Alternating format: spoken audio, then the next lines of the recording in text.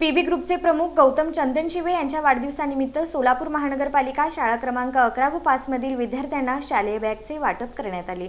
गौतम महाराज चंदनशिवे यांच्या वाढदिवसानिमित्त आयोजित या उपक्रमात विद्यार्थ्यांना शालेय बॅग भेट देण्यात आल्या।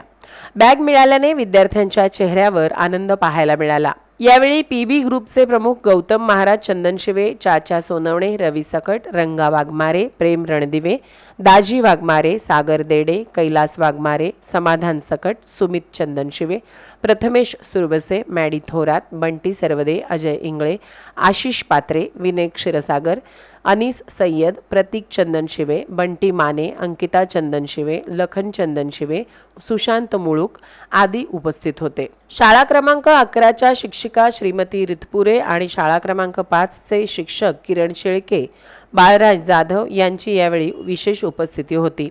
वाढदिवसाचा खर्च केवळ उत्सवापुरता मर्यादित न ठेवता विद्यार्थ्यांच्या शैक्षणिक गरजांसाठी मदत करण्याचा हा उपक्रम यावेळी कौतुकास्पद ठरला असल्याचे मत अनेक मान्यवरांनी व्यक्त केले।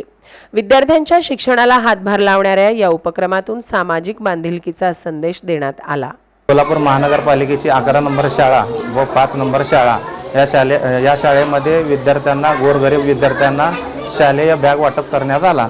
या संकल्पना वारणेचा वाघ युथ फाउंडेशन यांच्या वतीने करण्यात आला व या कार्यक्रमाप्रसंगी सर्व विद्यार्थी व शिक्षिका आणि वारणेचा वाघ युथ फाउंडेशन पीबी ग्रुपचे सर्व कार्यकर्ते या कार्यक्रमाप्रसंगी सर्व मोठ्या संख्येने उपस्थित होते व तो कार्यक्रम आनंदाने उत्साहाने पार पडला। शाळकरी विद्यार्थ्यांना दप्तर व खाऊ वाटप केले।